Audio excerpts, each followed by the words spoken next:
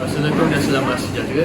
Saya Adam Ayang Muhammad Yusri, ikon murid kempen Internet Selamat daripada SMK Musyawarah. Saya akan memberi beberapa patah kata tentang kempen ini. Jadi, akan jadi kasih semua, sekolah ini adalah tempat yang kita belajar dan berasa selamat. Namun, kita perlulah ingat bahawa keselamatan bukan hanya di sekolah, tapi juga di dalam digital. Internet memang menyeronokkan dan banyak membantu kita belajar, tapi kita perlulah menggunakannya dengan bijak. Media sosial bukan untuk murid bawah 16 tahun. Dan ini kerana keselamatan kita atau nyawa kita adalah lebih penting daripada segala. Jika sesuatu tidak kena, janganlah diam, cari bantuan daripada guru atau sesiapa, kawan pun. Ini kerana nyawa kita adalah penting daripada segalanya. Internet akan jadi lebih selamat bermula dengan sikap kita sendiri.